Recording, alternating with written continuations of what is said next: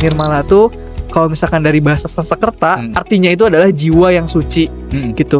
Terus ketika beberapa waktu saya tuh searching lagi, ternyata Nirmala tuh bisa jadi bahasa Jawa juga. Nir yang artinya tuh jauh, mala yang artinya itu bahaya gitu. Jadi jauh dari bahaya. Besar harapan ke depannya, Nirmala ini tuh jadi hub, Kang. Hub yang ngebentuk orang-orang yang mau belajar tentang lingkungan, terus yang udah punya project yang berkaitan sama lingkungan, tapi bingung wadah akselerasinya tuh kemana. Nirmala tuh bisa jadi jawabannya. Saya tuh ingat kata-katanya Rumi, Kang. Rumi tuh pernah bilang, dimanapun kamu berada, kamu itu jiwanya. Ketika kita mau ditempatkan di posisi manapun, di kondisi seperti apa, di tempat yang seperti apa, di waktu yang seperti apa, ya kita jiwanya gitu.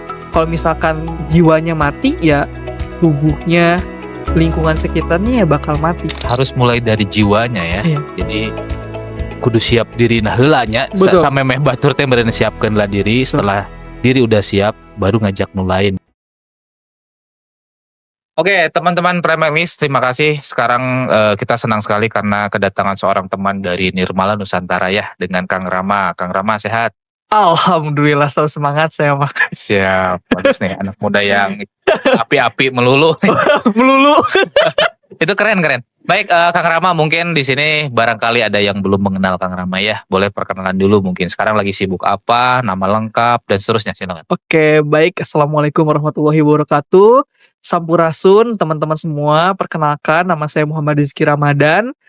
Saya lahir di Bandung 13 Desember tahun 1999 gitu. Tapi sebenarnya bisa dikatakan sih saya Asgardian juga, Kang, gitu. Asli Garut. Asgardian, gitu, karena orang tua leluhur pun emang di Garut kayak gitu. Emang kebetulan aja karena ibu guru PNS sempat di Bandung gitu ya. Terus balik lagi ke Garut gitu. Terus ya alhamdulillah banyak tumbuh di Garut sih gitu. Garut dengan segala macam keindahan alamnya gitu ya, itu tuh membentuk saya gitu.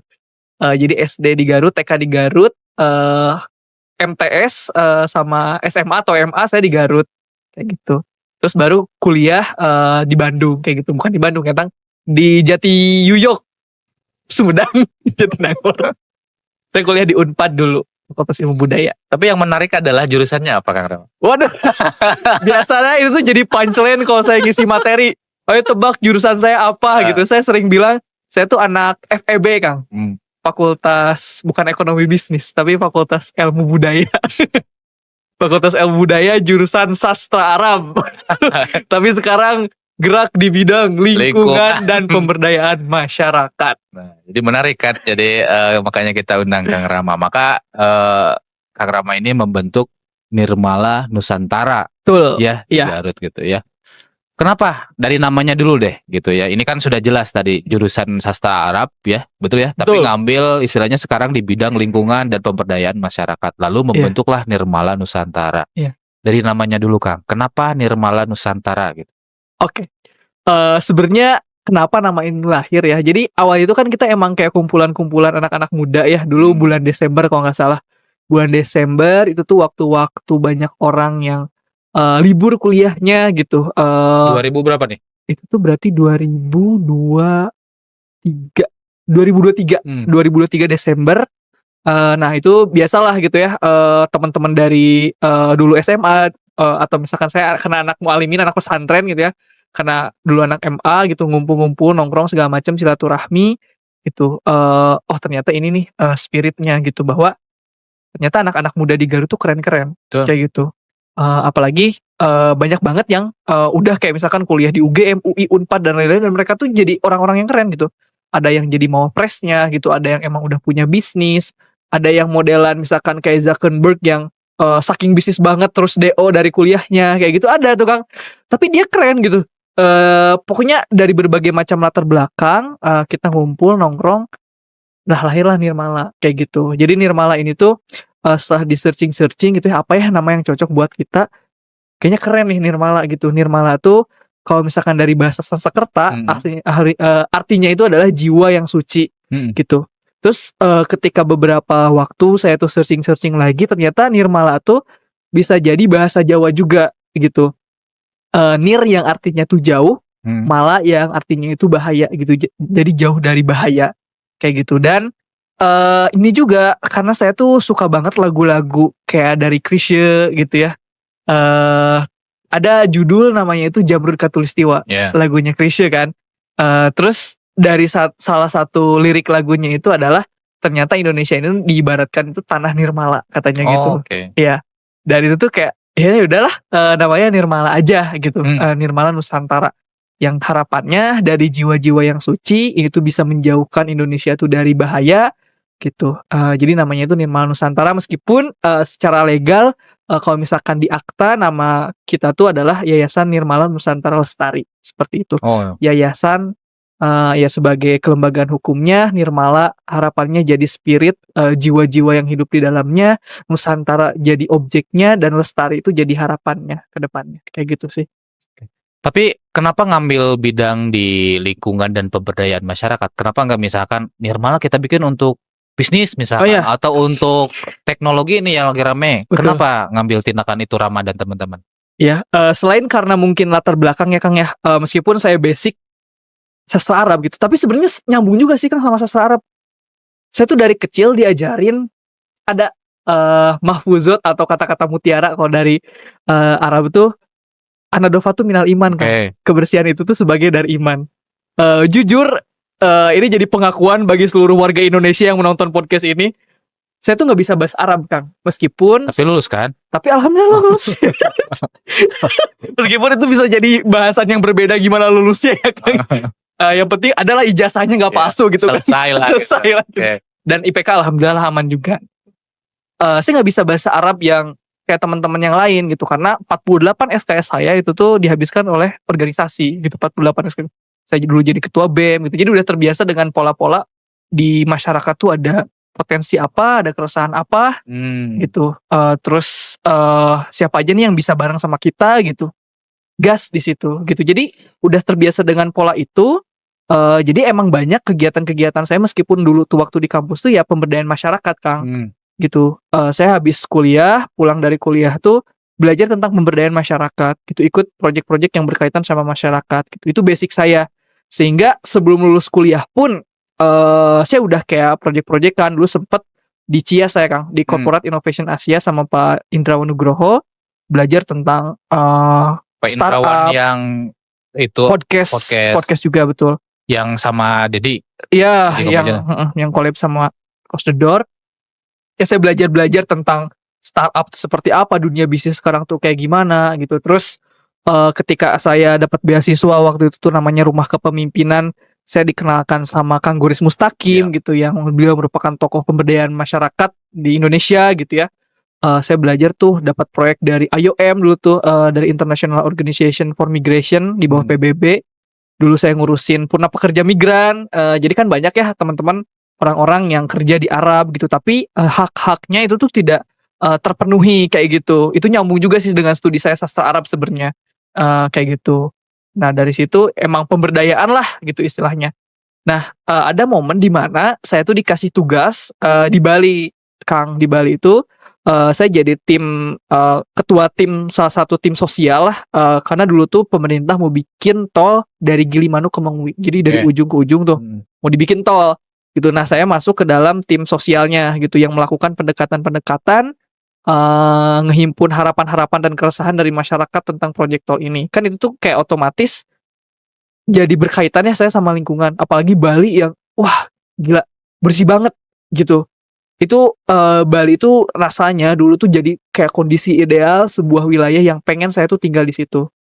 Kayak gitu. Dari situ juga kayak oh ternyata budayanya seperti ini gitu.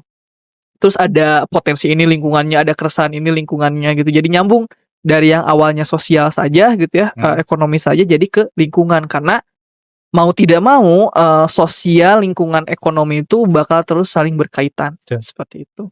Itu sih makanya pas karena alhamdulillah pas di Bali saya perform gitu ya, kerja ditarik ke Jakarta, kerja di lembaga internasional yang emang fokusnya di partisipasi publik, kenal juga dengan jejaring-jejaring sustainability di Jakarta sama CEO-nya Westport Change waktu itu tuh, terus dengan ketuanya ESG Community gitu, terus dengan ya praktisi-praktisi ESG lah gitu ya di nasional internasional.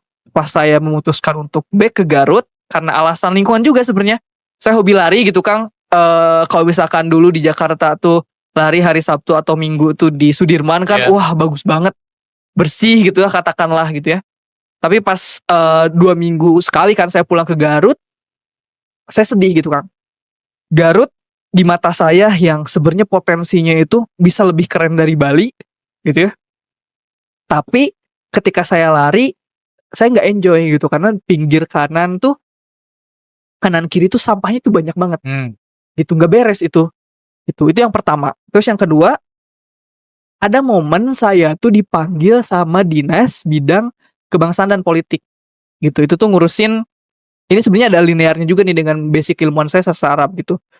Kita nge-mapping ideologi-ideologi ekstrim di Kabupaten Garut gitu ya. Ternyata ada framework yang dikeluarkan sama UNDP di situ menyebutkan bahwa itu tuh berkaitan ketika ada aspek, ada masalah sosial, ekonomi dan lingkungan di sebuah daerah, itu tuh bisa mengakibatkan seseorang itu tuh menjadi radikal atau ekstremis lah Oke. katakannya. Hmm. Itu udah ada risetnya. Dan ya sambil bercanda, dulu kita forum gitu ya, sambil bercanda, cita-cita orang Garut tuh pemudanya kemana sih katanya. Paling gak jauh-jauh katanya kerja di Alfamart, terus gak jauh-jauh kerja misalkan di pabrik sepatu dan lain-lain lah gitu. Dari situ saya juga kayak sedih Kang, gitu. Karena saya yang dari nol banget nih dulu, ya keluarga aja alhamdulillah gitu ya, ibu PNS guru gitu, bapak emang kadang ngabdi di desa gitu.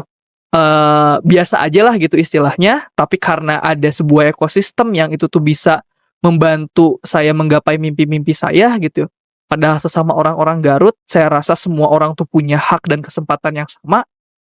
Ya udah, kayaknya peran saya adalah menjadi jembatan, ngebarengin teman-teman semua, khususnya anak-anak muda, tapi sambil gitu ya, karena di sini ada isu lingkungan, eee, gimana caranya punya wadah ekosistem gitu ya anak-anak muda tuh gitu ya, mimpi-mimpinya, harapan-harapannya itu bisa terpenuhi, terus isu lingkungan pun bisa, teratasi seperti itu. Makanya ya udahlah, saya tuh dulu tuh bikin konten Kang, kayak di Instagram, ini pengalaman saya lari di Garut gitu segala macam, terus banyak juga yang komen gitu. Itu awalnya dari media sosial gitu. Terus yang kedua, pas ada salah satu calon, wakil presiden datang ke Garut gitu ya. Di situ saya memberanikan diri untuk mengangkat tangan terus diskusi tentang lingkungan gitu. Jadi ada momen-momen seperti itu yang tiba-tiba ya teman-teman tuh ngegunuk aja lah gitu dalam bahasa Sunda tuh, gitu. Ya udah daripada kita cuma nongkrong-nongkrong, harus ada outcomes, harus ada impact-nya gitu. Makanya lahirlah si Nirmala itu dengan modal kamu punya, skill apa, punya expertise apa, kamu punya keresahan apa, kamu punya harapan apa, komitmen kamu sejauh mana, tuh lahirlah Nirmala. Oke. Dan ini kan tadi kita ngobrol di belakang ya, bahwa Iya, sudah ada beberapa program ya. betul, Mungkin tapi di sini boleh dijelaskan lagi nih, program apa yang istilahnya sudah dijalankan mhm, dan juga mungkin apa yang akan ke depannya, boleh? betul. Iya, awal-awalnya Kang, kita kan kayak nge-mapping nih, apa aja knowledge yang dimiliki sama teman-teman gitu, apa aja minat yang dimiliki sama teman-teman. Sehingga terpetakan gitu awal-awalnya itu, ada yang emang dia concern di teknologi sama pelayanan. Gimana Oke. caranya membantu, stakeholder-stakeholder, khususnya misalkan kayak tempat-tempat swasta atau, tempat-tempat di daerah tuh, buat ngelola sampahnya, Hmm. kayak gitu dengan teknologi lah katakanlah seperti itu, gitu. Itu awalnya tuh ya kita kayak nge-mapping, kita bikin SOP, bikin program buat pengolahan sampah di tempat-tempat swasta gitu. Itu setahun lebih yang lalu lah katakanlah seperti itu. Terus ada teman-teman yang emang concern, dia hobinya itu kayak ya udah bikin lembar kajian kebijakan, Oh. bikin, konten-konten gitu ya, bikin, edukasi-edukasi kayak gitu. Itu juga kita lakukan gitu bareng-bareng waktu itu tuh, sempet kayak yang pelayanan kita udah, hampir dulu tuh ya buat kerjasama dengan salah satu kafe, terus yang bidang edukasi juga, sempet kita tuh, lolos ide bisnis kita tuh ke ITB Jakarta gitu setahun yang lalu awal-awal tuh gitu, kayak gitu. Terus, secara community juga pokoknya prinsipnya kita belajar ke siapapun gitu, karena kita anak muda, kita belajar ke siapapun gitu. Terus, ya kita kolaborasi-kolaborasi kayak misalkan kita bikin clean up dulu tuh di Garut tuh, di Desa Mekargali kayak gitu. Terus juga, edisi main sambil belajarnya kita sempet juga tuh, ngirimin anak-anak di Garut tuh belajar tentang, pengolahan sampah di Bantar Gebang gitu. Ngobrol-ngobrol secara sosial tuh sama wakil ketua Ikatan Pemulung Indonesia gitu yang anggotanya itu 1,7 juta gitu buat ya empathizing aja gitu. Awalnya kita saling connect aja gitu. Dalam connect ini kan penting banget buat silih asih, silih asah, silih asuh gitu. Itu yang paling penting banget nih gimana sebuah komunitas tuh bisa tumbuh, bisa lahir kayak gitu. Nah, mulai dari sekarang tuh ya alhamdulillah makin terbukalah wawasan-wawasan kita, makin terbukalah eh apa ya hati-hati yang ada di dalam internal kita gitu bahwa ini nih yang bisa kita kontribusikan, seperti ini nih yang bisa kita kolaborasikan gitu. Makanya sekarang kayak kemarin karena ruhnya adalah anak-anak muda di Nirmala tuh kita bikin program yang namanya itu Muda Lestari Fellowship. Gitu kita ngumpulin nih anak-anak muda dari ya harapannya itu dulu awalnya tuh pengen dari 41 atau 42 kecamatan lah di Garut kayak ngirimin perwakilannya. Gitu. Ternyata di tahap pertama angkatan pertama kemarin belum possible untuk itu. Kayak gitu. Adalah terkumpul sekitar 30 awardee di situ. Dan ya harapannya kemarin mereka dibentuk harapannya punya project-project lingkungan yang baru nih. Gitu. Kalian punya mimpi apa, punya skill apa, punya jejaring apa, coba ramu dan jadiin sebuah project gitu. Setelah dikerucutkan dari bulan Februari kemarin, sekarang kita udah masuk ke sesi mentoring, nanti ada sesi penjurian. Itu bakalan ada 5 sampai 11 project yang nanti dipresentasikan di hadapan stakeholder kunci lah di Kabupaten Garut. Seperti itu program Muda Lestari Fellowship. Dan alhamdulillah program Muda Lestari Fellowship ini juga dapat engagement dari internasional gitu, dari Asian Youth Organization gitu. Jadi dari inisiatif grassroots ini tuh kita insya Allah di bulan Juli nanti tuh bakal berangkat ke Kamboja sama Thailand buat ada pertukaran kebudayaan lah, pertukaran knowledge lah di situ gitu. Khususnya selain umum bicara tentang ASEAN, ada spesifiknya juga salah satunya tentang lingkungan. Seperti itu sih Kang. Dan kita juga ke depannya karena ruhnya lagi-lagi ini tuh di anak muda, 11 project ini gitu ya. Terus ada beberapa unit bisnis yang sedang dikembangkan sama Nirmala gitu sekarang. Kalau harapannya tadi kan ngobrolin tentang ini ya, istilahnya apa tuh Muda Fellowship. Muda Lestari Fellowship. Harapannya tuh apa dibentuk itu tuh? Harapan besar mungkin dari seorang Rama sebagai founder dari Nirmala Nusantara. Ada harapannya ya. Kalau misalkan tadi harapannya itu kayak ya udahlah gimana caranya 10 sampai 11 orang ini tuh dia jadi versi terbaik diri mereka, punya project-project yang berkaitan sama lingkungan seperti itu. Nah, besar harapan ke depannya Nirmala ini tuh jadi hub Kang. Hub yang ngebentuk orang-orang yang mau belajar tentang lingkungan, terus yang udah punya project yang berkaitan sama lingkungan tapi bingung wadah akselerasinya tuh kemana, Nirmala tuh bisa jadi jawabannya. Kayak gitu. Karena ya alhamdulillah ketika saya bergerak di bidang lingkungan itu ternyata banyak banget orang-orang keren yang sebenarnya itu bisa lebih keren lagi gitu, dengan knowledge, dengan jejaring, dengan wawasan yang lebih luas. Seperti itu sih Kang. Jadi pokoknya mah mau siapapun ya teman-teman, mau teman-teman nantinya itu mau berkarir di dunia green job lah katakanlah seperti itu, atau misalkan punya project yang berkaitan dengan lingkungan, ya udah yuk bareng aja sama kita gitu. Nah, setelah ini kan Kang Rama udah terjun ke masyarakat ya, dengar dari cerita yang tadi udah beberapa kali mungkin melakukan beberapa proyek dengan masyarakat ya. Pasti tidak luput dari beberapa kendala kan gitu. Betul. Mungkin boleh cerita nih, kendala apa yang biasanya dihadapi, terus gimana cara Rama menghadapinya tuh?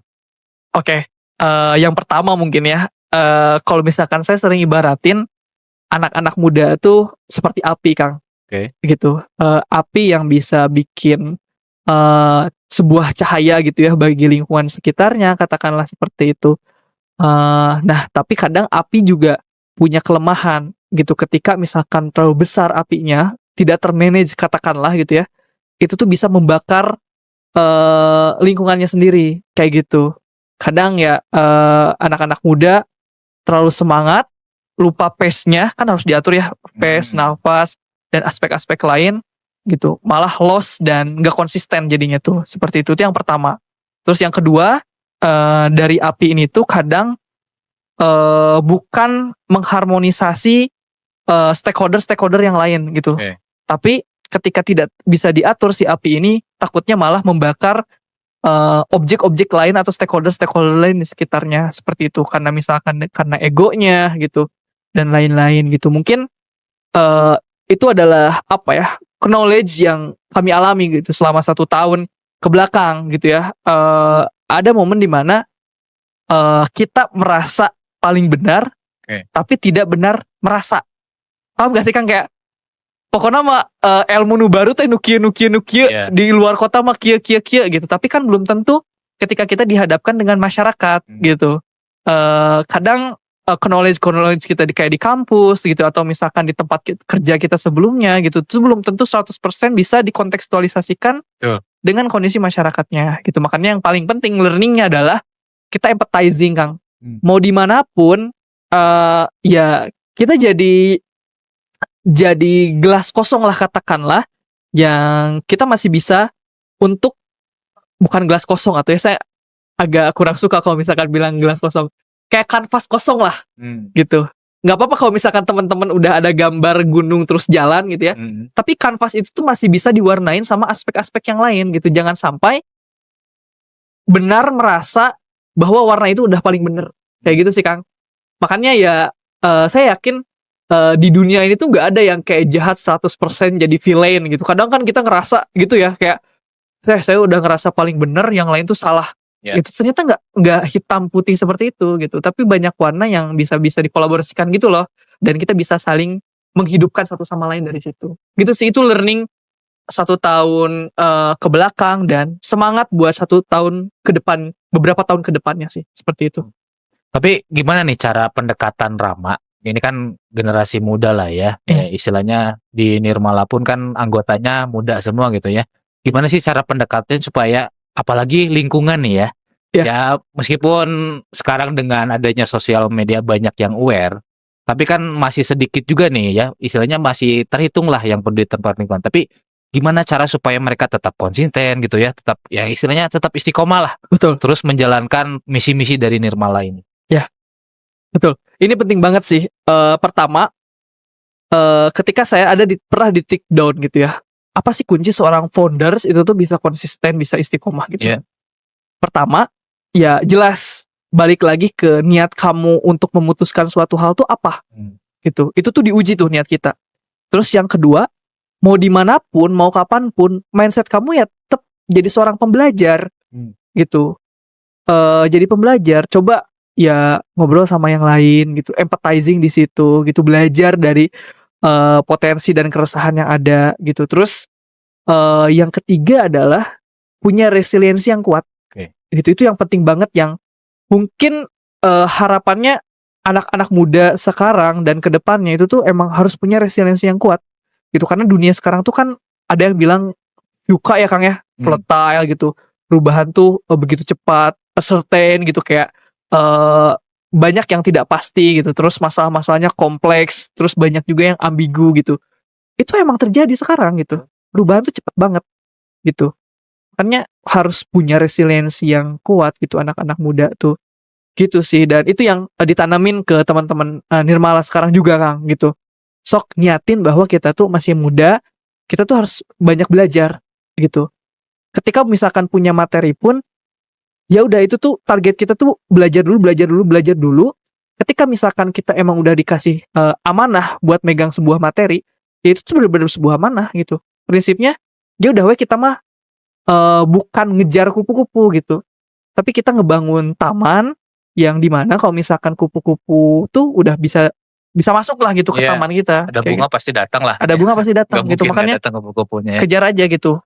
Ibaratin gimana caranya kalian tuh jadi versi terbaik teman-teman gitu.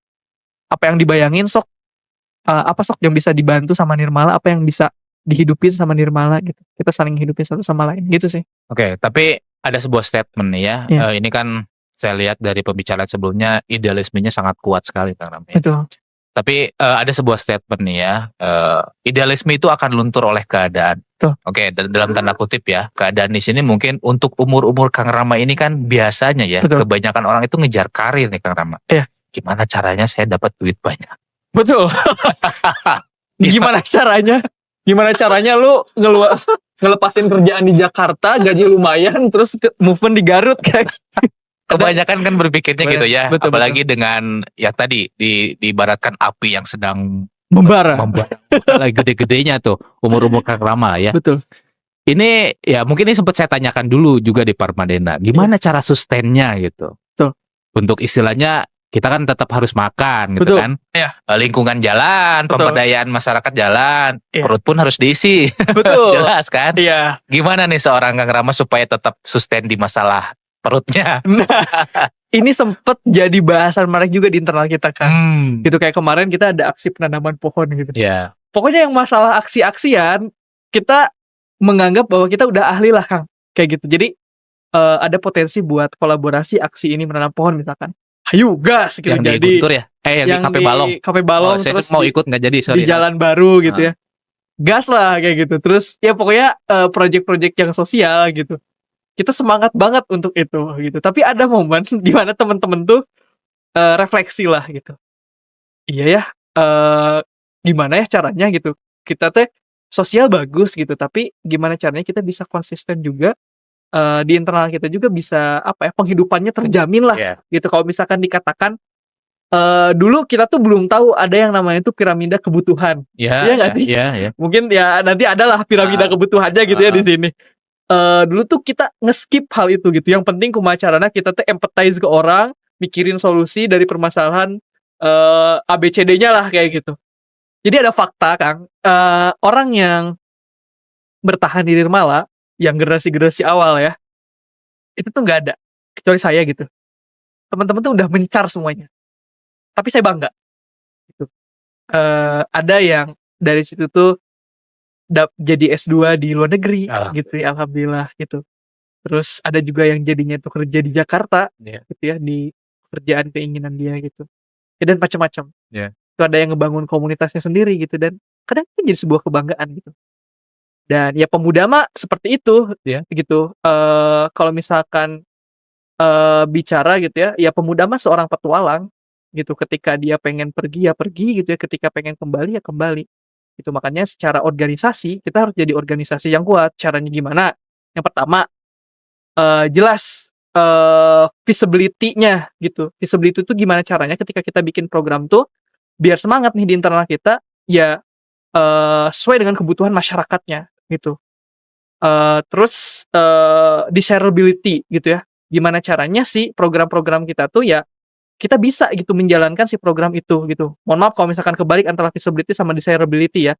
Terus yang ketiga adalah viability gitu. Gimana caranya si organisasi juga mikirin nih katakanlah uang biar itu tuh bisa jadi energi project dari lembaganya seperti itu.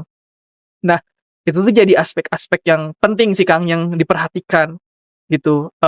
Oke lah, tidak apa-apa kalau misalkan ya namanya pemberdayaannya teman-teman jadi versi terbaiknya masing-masing gitu ya.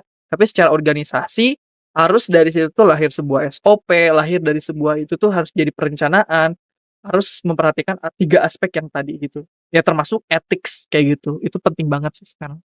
Jadi dengan adanya Rama di sini terbukti ya. Jadi istilahnya perut masih aman gitu ya. Insya Allah. Semoga ya kan itu tinggal kita gimana caranya ngatur manajemen dirinya gitu, manajemen tanggung jawabnya gitu. Karena kan sebenarnya kalau misalkan bicara kegiatan, saya juga sambil kerja juga, masih sambil kerja gitu. Karena saya juga lihat beberapa founder gitu ya, kayak misalkan katakanlah saya punya sosok idola namanya itu Angga Fauzan. Dia CEO MySkill. Gitu. Pas awal-awal ngerintis MySkill-nya, dia masih kerja kok di Bibit dulu tuh. Bibit ID. Di Bibit ID, betul. Kebetulan beliau senior saya di rumah kepemimpinan ini gitu. Dia masih kerja gitu, tapi nah ini gimana caranya? Orang tuh bisa tetap konsisten, punya perencanaan hidup gitu, terus bisa punya resiliensi yang kuat gitu buat ngatur waktu gitu, ngatur amanah dan lain-lain. Gitu sih. Saya masih sedikit sekali orang yang istilahnya ngobrol dengan yang masalah lingkungan. Termasuk baturan saya kerja di Sudahejo, dia juga sama sih, kadang suka nanam gitunya. Pernah ke Amerika juga diundang, tapi nggak tahu dalam rangka apa, apakah bidang koperasi atau pemberdayaan masyarakat, nggak ngerti. Cuman kan yang Sudahejo itu emang bagus dari segi koperasi kopi. Wah, itu keren banget sih manajemennya. Ya, jadi istilahnya mah bisa hirup lah petani-petani teh Nah, gitu. itu yang menarik. Intinya kan itu. Makanya ketika saya ketemu jeung Rama pertama kali di Parmadena gini saya ikutan naon itu teh. nya sesi Iya, etanya heeh, tentang acara fellow. lingkungan, heeh. Heeh. "Mak, CT ini gimana cara cari duitna?" gitu. Masih proses, Kang. Tapi udah kebayang, udah bikin kayak BMC buat lagi ngeri lah buat itu, situ. Kayak Mantap. kemarin juga jadi kita punya unit bisnis baru, Kang, namanya itu Pangirutan Project. Pangirutan Project. Pangirutan Project gitu. Jadi Pangirutan Project ini tuh semangatnya adalah gimana caranya produk-produk atau barang-barang atau material-material yang itu tuh value-nya turun bisa ditingkatin lagi gitu. Nah, kayak kemarin nih karena kita deket dengan di hulu tuh dengan pengrajin-pengrajin misalkan bambu gitu, terus juga dengan orang-orang di kopi di atas di sana gitu ya. Kayak kemarin aja dari bambu, karena momentumnya kemarin pas banget pas Idul Adha gitu ya, gimana caranya kita punya sosial, spirit untuk sosial lingkungan spirit gitu ya buat ngubah, plastik-plastik itu tuh jadi, dari besek gitu. Nah, penghiratan project itu dapat orderan 1.500 pieces bambu kayak gitu, besek bambu tuh yang kita ambil langsung dari pengrajin gitu dan kita juga ada ya ada value pemberdayaannya juga gitu di situ, tapi ada value, ekonominya juga gitu, di situ gitu. Sehingga kita secara lembaga juga latihan lah gitu, nggak cuman bicara tentang pemberdayaan, nggak bicara tentang pengentasan isu lingkungan gitu, tapi ada aspek kewirausahaan juga gitu di internal. Oke. Jadi ya menarik sekali ya. Jadi ya mudah-mudahan ini saya sih senang gitu dengarnya ya, ada sosok yang muda gitu. Ini kan jarang sekali. Yang tadi saya sampaikan di awal bahwa pada umumnya gitu ya, pada umumnya anak muda ya cari kerja yang mapan, gimana cari duit sebanyak-banyaknya, keun we masalah lingkungan mah dan masyarakat mah meureun bisa hidup masing-masing, ini kebanyakan, tapi tidak semuanya gitu ya. Nah, saya pingin dengar juga nih, apa sih harapan terbesar untuk Nirmala Nusantara 5 tahun ke depan, 10 tahun ke depan itu apa seperti apa? Harapannya ya, Kang, ya. Kalau misalkan, kemarin misalkan lewat program Muda Lestari Fellowship-nya, kita dengan bangga, saya kan sempet ditanya sama Teh Wabub, Hmm. "Apa sih tujuan Muda Lestari Fellowship?" Gitu. "Teh, kalau misalkan, kemarin tuh cuman 1 sampai 5 aja komunitas-komunitas yang bergerak katakanlah di Garut gitu ya kurang lebih, ke depannya dari Muda Lestari Fellowship tuh ada 20 sampai 30 Oke, gotong royong ya, movement gotong royong makin banyak. yang berkaitan sama lingkungan gitu, khususnya anak-anak muda gitu, yang dia tidak hanya bicara tentang dampak saja di masyarakat gitu ya, tapi bisa nguatin internal dari movement-nya atau dari bisnis atau apapun lah bentukannya, dan juga bisa, punya, eee, value kewirausahaan juga Ya, gitu di situ, gitu. Jadi bener-bener orang-orangnya itu emang yang udah by design gitu. Saya yakin kata-kata terbentur tuh itu bener gitu. Orang tuh nggak bisa terbentuk tiba-tiba gitu, tapi harus terbentur dulu, baru bisa terbentuk Tan gitu. Malaka. Ya, bayangin aja kalau misalkan Kang, kita udah ngedesain nih, SDM-SDM di Garut, di Indonesia katakanlah sekarang gitu ya, saya yakin, Indonesia Emas 2045 tuh bener-bener nggak mustahil gitu, Ya, karena kita udah ngedesain itu gitu, lewat manusia-manusianya gitu. Karena saya yakin nih, kadang di masyarakat atau misalkan dalam hal kebijakan, sering kebijakan-kebijakan atau program-program itu tuh lahir loncat, hmm, tiba-tiba di tools, kayak gitu. Pengadaan alat, hmm, bikin bangunan, dan lain-lain, gitu. Terus kadang juga memperdebatkan metode untuk, melaksanakan program tersebut. Ini mah mazhab pengelolaan lingkungan itu ini. Itu mazhab pengelolaan lingkungannya ini, gitu. Jadi capeknya itu bukan tentang ngelola lingkungannya kadang, tapi saling debat, metode mana yang cocok, yang paling pas buat nerima anggaran dari pemerintah. Itu kan sedih banget Kang kalau kayak gitu. Tapi kalau misalkan kita dari people nih, sok, people ini tuh punya harapan ke depannya itu apa? Punya hmm, keresahan apa? Mazhab pengelolaan lingkungan yang tepat buat dia tuh apa? hmm. Teknologi yang tepat buat dia tuh apa? Gitu kan. Jadi ada jiwanya gitu, metodenya itu ada jiwanya, mazhab tuh ada jiwanya, alat-alat tuh ada jiwanya. Terus bangunan-bangunan tuh ada jiwanya, gitu. Kalau misalkan kita memulainya itu dari people, karena itu yang kami yakini, gitu. Jadi people, process, and tools, gitu. Ya, Bukan tools, process, and people, kayak gitu. Itu sih yang kami yakini. Jadi harapannya nggak 20, nggak 30, nggak 100, tapi ya ribuan, jutaan bahkan gitu, orang-orang yang emang udah terkoneksi dan bisa terinkubasi salah satunya oleh Nirmala, gitu sih, Kang. Jadi bakal regleg lah arurang ya. teh gitu. Itu sih. tenang karena banyak orang, kita tuh saling berbagi tanggung jawab di sini gitu. Itu sih. Ya. Kadang berat kalau misalkan itu dipikirin sendiri gitu, tapi kalau Ya. misalkan bareng-bareng ya alhamdulillah insya Allah gitu. Betul. Bakal lebih Jadi tenang. ya mudah-mudahan anak cucu kita kebagiannya ya, Betul, ya iya, tidak hanya berhenti di kita, meureun lingkungan betul. teh masih aman gitu. Ya kalau saya tuh masih seneng dengan Garut gitu ya. Iya. Saya kan kuliah di Bandung, tapi memutuskan untuk saya mah yang balik ke Garut gara-gara apa? Ya salah satunya itu adalah di Bandung saya geus teu kuat polusina gitu. Betul. Padahal saya hidup padahal hidup mah daerah Cibiru gitu nya. Cuman dengan kemacetannya saya nggak mau, saya mah pingin di Garut yang pagi-pagi teh aya suara burung gitu nya, malam-malam aya keneh jangkrik gitu. Kan saya mah di lembur. Betul. Jadi orang lembur yang betah di lembur. Sami kan. Sami Kang. Oke, gini Kang Rama, mungkin di sini ada teman-teman yang penasaran, gimana cara pitching nih? Tadi Kang Rama kan mau berangkat nih Juli. Iya. Itu gimana supaya dapat info-info seperti itu, terus bisa join juga gitu. Iya. Mungkin ada tipsnya nggak nih buat teman-teman supaya semakin banyak nih orang Garut yang bisa mendapatkan kesempatan kayak gitu. Iya, betul. Dan apa yang harus dipersiapkan? Siap. Ini sebenarnya jadi apa ya?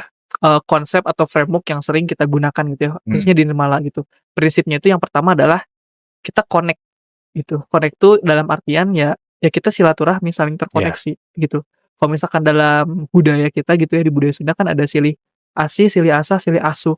Gitu mau ke siapapun gitu ya, mau sama pejabat misalkan kayak gitu, mau sama teman-teman, tetangga-tetangga kita atau misalkan orang-orang yang kurang beruntung gitu, mau siapapun ya kita mah prinsip silih asih, silih asah, silih asuh teh harus tetap dilaksanakan kayak gitu. Ya sekarang konteksnya gitu ya, saya sering banyak kegiatan di Garut katakanlah gitu. Ketika saya dipanggil misalkan ke Garut yang kemarin juga saya tikusruk gitu ya, motor rusak gitu, mobil hampir tikusruk gitu ya. Mau ke siapapun ya saya datang insya Allah gitu, karena niat saya ya silaturahmi mah ya istilahnya mah nggak bakal berat lah, justru bakal saling memudahkan kayak gitu. Ya udah datengin aja kayak gitu. Ada yang kadang gitu ya, kalimat yang bener-bener powerful adalah kalimat ini nih, "Ada yang bisa saya bantu nggak?" Oke. Mau ke siapapun gitu. Ketika yang masyarakat kecil katakanlah gitu ya, wah itu bisa jadi sebuah ide inovasi yang menarik justru gitu. Terus kalau misalkan ke yang orang yang istilahnya punya apa ya, privilege gitu ya, justru itu bisa jadi sebuah kolaborasi yang penting gitu, yang bisa saling berkaitan. Itu sih, itu yang pertama buat connect gitu. Terus yang kedua adalah, kita mendesain tidak hanya untuk silaturahmi gitu ya, tapi gimana caranya kita berkolaborasi juga gitu. Dengan ini apa gitu kolaborasinya, dengan ini apa kolaborasinya, dan kapan kolaborasinya gitu. Ya petakan aja, mimpikan saja. Dengan siapapun itu bisa jadi kolaborasi gitu, nggak ada yang tahu gitu.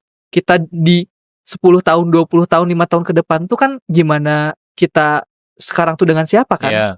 Gitu, makanya connect, terus coba kolaborasi. Tuh, bangun sesuatu bareng dia, gitu sih. Terus yang ketiga adalah gimana caranya kita meng-commerce atau misalkan mengkomersialisasikan gitu. Nah ini penting juga gitu, setelah misalkan kolaborasi kita brainstorming nih, kira-kira kayaknya kita bakal bisa ada program ini nih gitu. Terus kita pikirin gitu, viability-nya nanti kayak gimana gitu ya, revenue-nya dari mana gitu, terus feasibility-nya tuh kayak gimana gitu ya, nyampe ke masyarakatnya, terus desirability itu dan lain-lainnya, pokoknya di commerce itu kayak gitu. Makanya itu penting banget sih menurut saya. Nirmala bisa di titik ini ya awalnya tuh ya dengan silaturahmi aja gitu. Termasuk dengan eee, orang yang memberikan amanah kita sebagai mitra CSR gitu. Itu tuh awalnya nggak ada kepikiran gitu, kita tuh jadi mitra CSR-nya lembaga itu gitu, tapi silaturahmi weh heula ngopi-ngopi gitu segala macem. Mulai mengerucut apa irisan-irisannya gitu. Terus dari situ kolaborasi, kita bikin MOU gitu, terus dari situ ya mikirin, iya ya kita nggak bisa nih cuman sosial-sosial doang, nggak cuman lingkungan-lingkungan doang, harus mikirin unit-unit bisnis gitu. Itu pola yang dilakukan sama Nirmala. Connect, collaborate, sama commerce kayak gitu. Jadi benar-benar harus dipersiapkan semuanya ya. Iya, by design. Kalau tadi ini kan dari sastra Arab, ada sebuah mahfudot yang selalu saya istilahnya dimasukkan gitu ya. Yang Apa tuh Kang? Wah saya belajar nih dari Akang nih. enggak. Kayaknya tahu ini. Apa? Selain ada Fathul Ilman kan masih banyak kan mahfudot tuh ya. Betul. Man aropa Buddha Sapari ada. Apa tuh artinya? Nah, jangan pernah pasti tahu. Artinya Kang? Itu kan barang siapa yang sudah tahu jauhnya perjalanan, maka Hmm. dia akan mempersiapkan gitu kan. Pasti Jadi tahu, caption ini pernah dengar kan? Pernah pernah Pernah dengar tapi kan? keren Ya, banget. Makasih Kang remindernya. jadi istilahnya betul yang tadi kan yang 3 yang tadi yang Kak Rama sampaikan bahwa kita perlu hal-hal kayak gitu. Jadi enggak, saya marek mengalir we hidup teh. Itu saya kurang setuju dengan konsep kayak gitu. Ngambang ya. Nggak bisa. Nggak bisa. Arek ngalir we hidup teh. Saya kurang setuju dengan statement kayak gitu karena kita ada yang tadi disampaikan di awal ada perubahan yang tidak menentu di depan gitu ya. Iya. Sekarang dengan teknologi yang tiap detiknya berubah, Betul. masa arek ngalir wae, nggak mungkin. Ini ya apalagi lah sekarangnya dengan adanya AI itu ini udah beda zaman deh kayaknya. Sok gak Betul. pasti ngelihat kan Iya. perubahan-perubahan AI cepatnya kayak gimana. Iya. Dan udah kelihatan nih ke depan apakah jadi distopia atau utopia nih gitu. Iya. Ya, makanya saya setuju dengan persiapan yang benar-benar harus. Ini kan Rama muda banget lah istilahnya gitu, masih muda tapi Amin. saya yakin Kang Rama pola pikir yang sekarang gitu ya itu tidak terlepas dari bacaan, bener nggak? Iya betul. Ya, mungkin boleh share Kang Rama. Sekarang lagi baca buku apa? Atau mungkin ada buku yang mau di-share yang istilahnya ngena banget yang pernah dibaca? Selain buku Sirah Nabawiyah Nabi Muhammad ya, itu kan keren banget ya. Ya. Rasul tuh dia tuh seorang leaders yang dibentuk gitu. Kayak misalkan ada apa ya, ada hikmah dari setiap kejadian kehidupan Rasul gitu. Kayak misalkan kenapa misalkan ditinggal sama ayahnya katakanlah kayak gitu. Terus sama pamannya berdagang kayak gitu. Terus ada momen dia juga ngedamain sebuah kaum gitu, Aus dan Khazraj sehingga bersatu kayak gitu, organizing kan gitu. Terus yang ngebentuk Ali, Abu Bakar, Utsman dan lain-lain gitu ya. Itu tuh kan sebenarnya piconteun buat kita semua gitu. Kenapa kayak misalkan tadi bikin Muda Lestari Fellowship. Iya ya, Rasul tuh dari awal nggak sendiri gitu. Ada Abu Bakar, Ali, Utsman dan lain-lain gitu kan. Iya ya, di awal kita harus emang ngebentuk manusianya dulu gitu.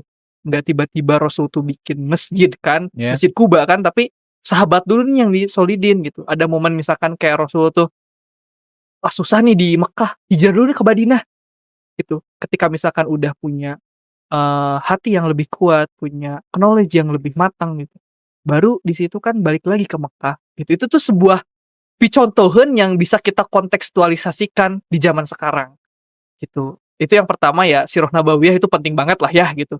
Terus yang kedua, saya juga kayak suka banget baca-baca buku kayak misalkan kalau sejarah tuh Sapiens dari Yuval Noah Harari gitu kan. Itu tuh kayak merefleksikan manusia gitu ya, tapi dari sudut pandang barat lah katakanlah seperti itu. Terus kalau misalkan ilmu-ilmu manajemen sekarang, saya suka banget Infinite Game dari Simon Sinek. Itu tuh keren banget karena kadang kita tuh terjebak dengan game, kan game tuh ada 2 Kang ya. Ada yang finite, ada infinite gitu. Kadang mindset kebanyakan orang ngerasa bahwa game di dunia ini tuh adalah game yang finite, yang terbatas gitu, yang bicara tentang menang dan kalah.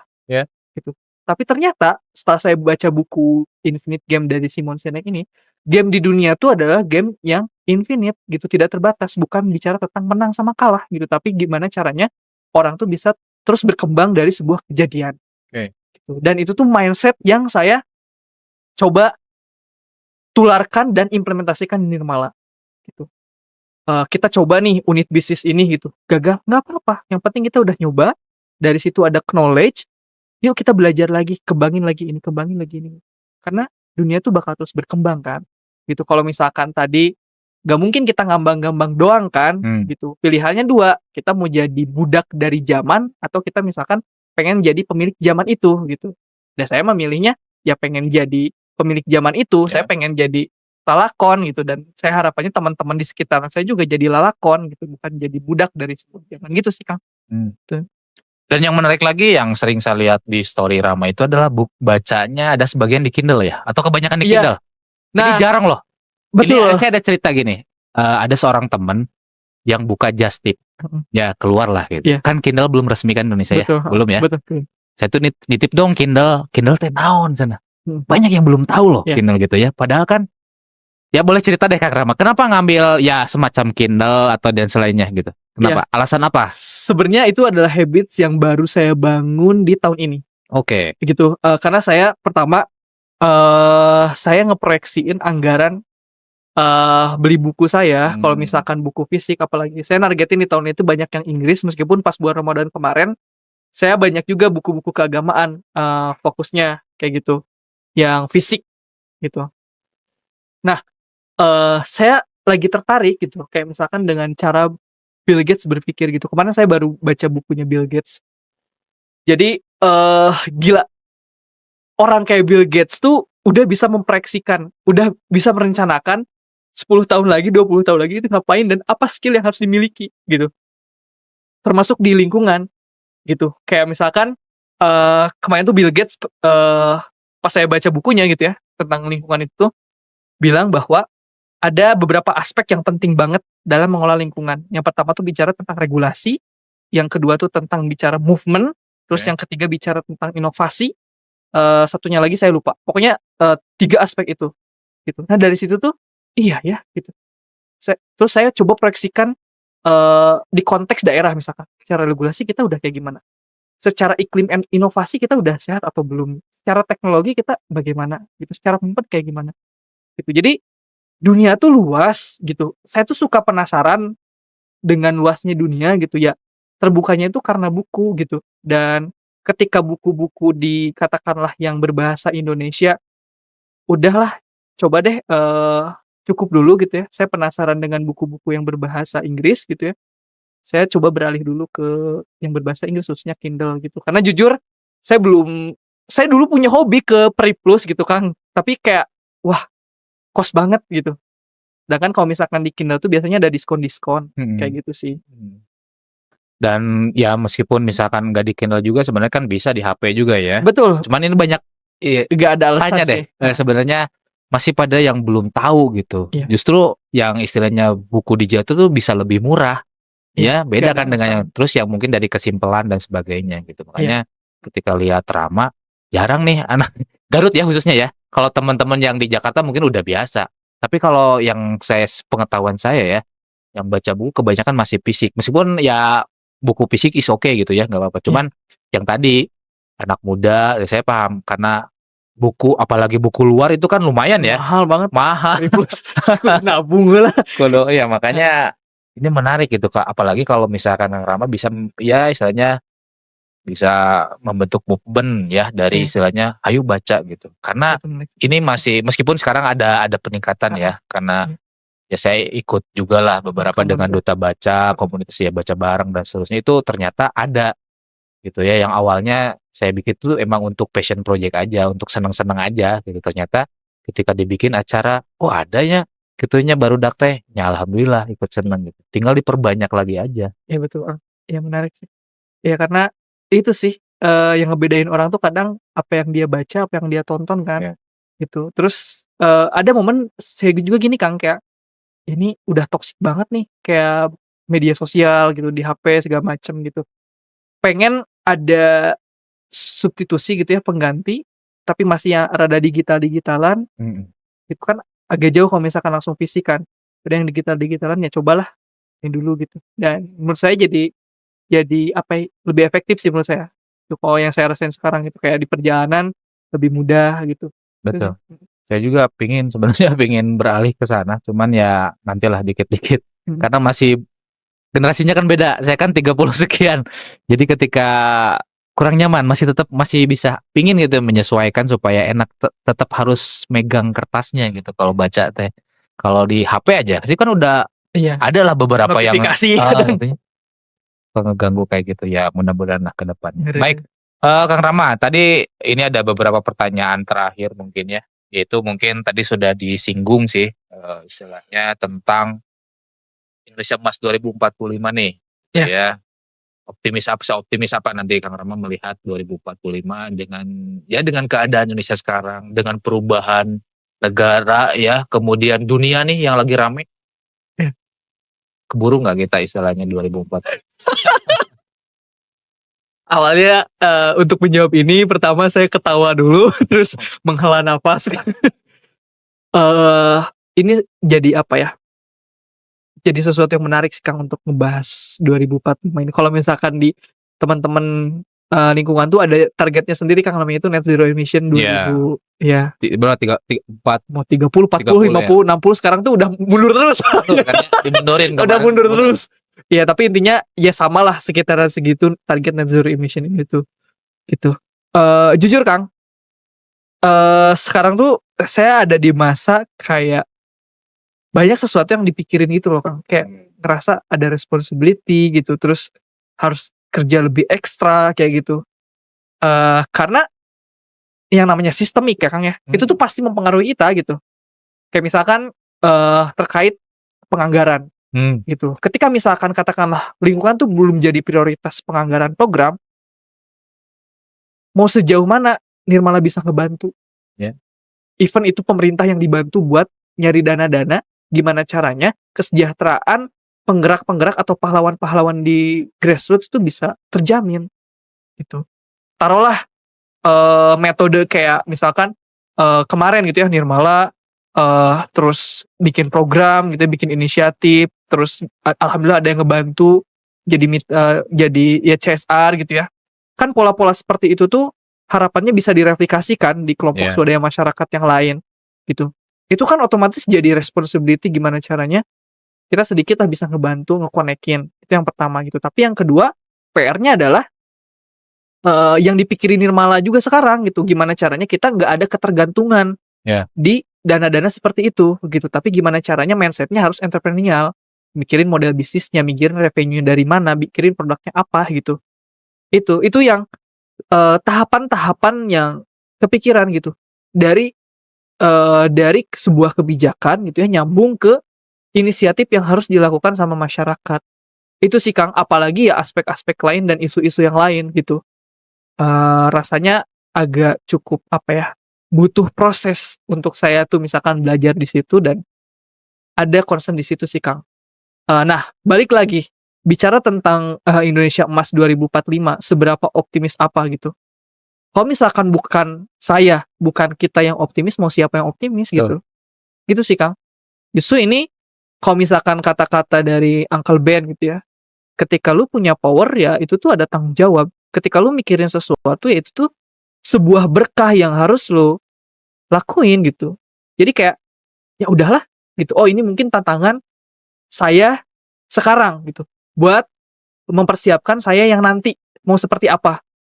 Mempersiapkan lingkungan yang harapannya itu jadi sesuatu yang ideal ke depannya itu seperti apa gitu. Itu tuh dibangun dari sekarang gitu. Tapi saya sekarang punten ya, udah di tahap yang kayak ya udah apa yang ada di depan saya lakuin gitu. Apa yang saya lakuin. Saya nggak tepaduli omongan batur gitu. Kayak mah oke lah ada momen harus punya ilmu padi gitu. Tapi kadang kita juga harus punya momen bahwa ayeuna mah geus kudu ilmu bagong gitu. Maju tuluy gitu. Kayak nepi omongan tenggar gitu. Entong orang motong sampai kadinya ilmu bagong gitu. Maju terus, keep moving forward. Kayak gitu sih kan. Saya baru dengar ilmu bagong. Iya. Menarik. Oke. Ini mungkin pertanyaan terakhir nih Kang Rama. Ada pesan nggak atau mungkin istilahnya boleh cerita gimana supaya anak-anak muda ini tetap berapi-api nih kayak Kang Rama gitu ya? Iya. Saya tuh ingat kata-katanya Rumi Kang. Rumi tuh pernah bilang, dimanapun kamu berada, kamu itu jiwanya.